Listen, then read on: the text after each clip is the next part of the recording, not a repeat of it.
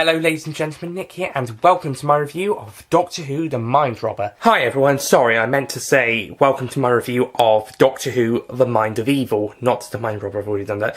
So, sorry about that, I meant The Mind of Evil. So, anyway, so properly reintroduced, welcome to my review of Doctor Who The Mind of Evil, the second Doctor Who story from Season 8, and it's... wow. This season continues to get really good. This is something that will not quite stick, but at this point in time it continues to get better. So, The Mind of Evil. The plot of this story sees it's about 6 months since Terror of the Autons, and the Master has now taken up the alias of Professor Keller, and he's created this machine that can supposedly get rid of the aggressive and evil thoughts of people, and they've been using it in prisons to get rid of the evil thoughts in murderers and dangerous criminals. And they've tried it on one of them in the UK, and it seems to be effective, apart from the fact that he makes the person a little bit like a child in a way, uncertain. So, despite 112 successful uses in Sweden, I think they said, number 113 isn't 100% effective, only in getting rid of the evil emotions and thoughts, but it still damages the brain a little bit. The machine also attempts to kill people by using their fears to making them think their fears are there, and it just they attack them, eventually killing them. And apparently the machine is a parasite, or supposedly a parasite, that is basically just going to continue to do this. And meanwhile, the Master is also using it through his controlled Asian army woman to kill, firstly, the Chinese delegate, and then attempts a murder of an American delegate at this conference the Brigadier is overseeing. And whilst this is all happening, this missile that's now been outlawed is going to be sunk at the bottom of the ocean, and UNIT are in charge of carrying it across the country. So we've got three main plots here. There's the machine at Stagmore Prison that the Doctor and Jo go to see, there's the Brigadier in his conference, and then there's the missile being moved. And all three are connected. They're all majorly important as part of the Master's plan to use this machine on people, and also use his mind control of the delegates to cause mass panic, and eventually use the weapon to cause world war, or at least destroy London. So, massive panic, basically. Like I said, this machine does start to get a bit out of control about halfway through the story. Plus, the Doctor and the Brigadier managed to stop Chinese girl from killing the American delegate, and managed to relieve her from the Master's control. However, there is a prison break by the second guy, who's the next guy for the machine. Although the Doctors tried to get them not to use the machine, to suspend all operations, they still have him sent to the cell. But he attempts to escape with lots of people and taking hostages, but his plan is thwarted by Mind Zombie guy. But he eventually attempts a second revolt with the help of the Master, and they cooperate with each other to try and take over. This guy eventually is killed at the very start of Part 6 by the Brigadier when he has the Doctor and Jo hostage. By the way, Part 5 has an amazing battle scene. It's really well staged, and they take advantage really well of Dover Castle. A really great place to go, by the way. I really recommend it, especially if you're in the southeast Kent area. Really recommend it. It's English heritage, so it's going to be great. And has lots of history. So, it's got some great moments there, and the story with the missile is actually really good. I also like the kind of Benton following the Chinese girl subplot, but eventually she gives him the slip by giving him a bit of a dose of the fear machine. And despite he's a little ridiculed by the Brigadier later on, but then he pops back up to try and help save the day, and eventually he becomes the acting governor of the prison. Yay. That's something I'm sure he likes to be for a little bit of time. And it just works really well. This story, despite being 6 parts, isn't actually that slow. It's actually pretty well paced. It's really interesting. And it's executed really well. I mean, Yeah, actually, no, I haven't really got a problem with it being 6 parts. I think it's fine.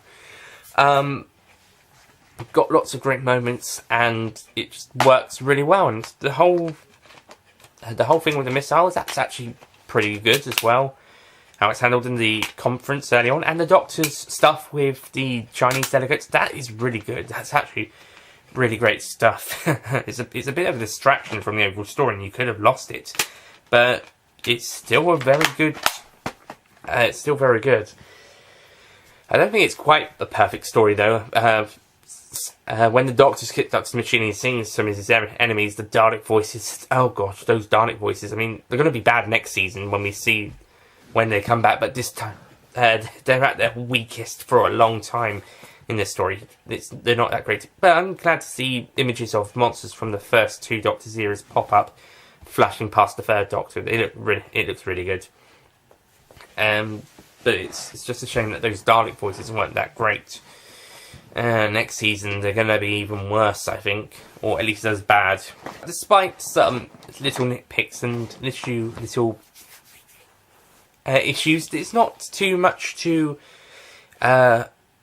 dislike about this story. I don't think it's 100% perfect, but I still think it's a very good and very entertaining story, and one of the better stories from the earlier Pertwee eras, and definitely one that I really recommend checking out. And it's got some really great moments. So yeah, that's about it from this story. There isn't a huge amount to talk about, but it's still fun and enjoyable. So still recommend you give it a check.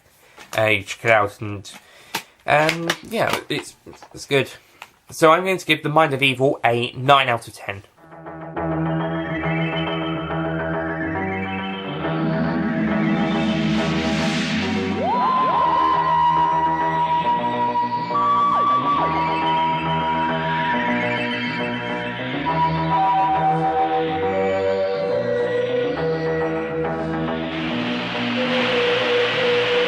Yeah, I really enjoy it. I think it's really good. I think there is a little bit of stagness in some places where it slows down a little bit, but most of it, for the most part, it's a really enjoyable, really fun story. And yeah, it's really great. I especially love that bit where the Doctor and Joe are playing checkers, and they just have to make the Master wait before he can talk to them. That was funny. So that's all good. Some great stuff. So that's it from my review of The Mind of Evil. Next time I'll be looking at the 3rd story of the season, The Claws of Axos, which features the one and only on-screen appearance of the Axons and Axos. Claws of Axos is next, and when I originally watched it, I wasn't so keen on it, but rewatching it, well, I haven't rewatched it yet, but when I do, maybe my opinion will go up, maybe it will not. But as of recording, I think it's okay. It's also the first story by Bob Baker and Dave Martin, who will go on to write a few more Doctor Who stories in the future, such as Invisible Enemy, the first one with K9. And is that the most notable one? They've definitely done quite a few good ones. Oh, they'd write the 3 Doctors, which I mentioned in the last review. So that's good. So yeah, that's next time, The Claws of Axos. Meanwhile, the writer of The Mind of Evil, Don Houghton, who wrote Inferno, this is his final story, as it is for Timothy Tacune, the director.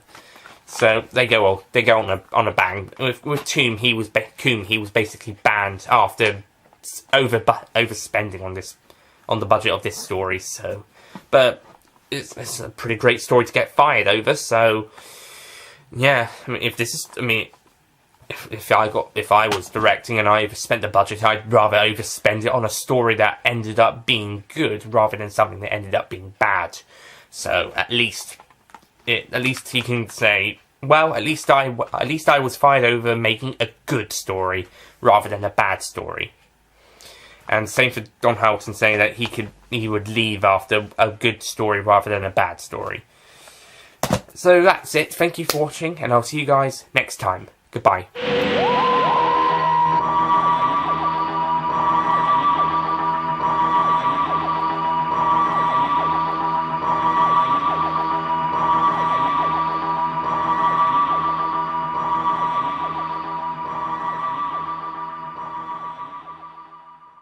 Don't forget to click below to subscribe to the official Nicholas Payne Retro YouTube channel.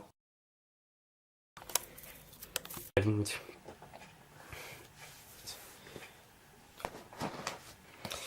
I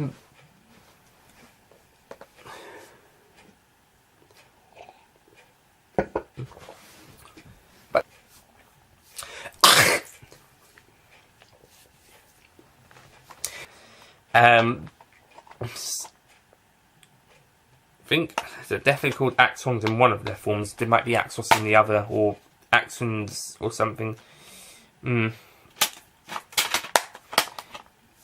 Anyway, so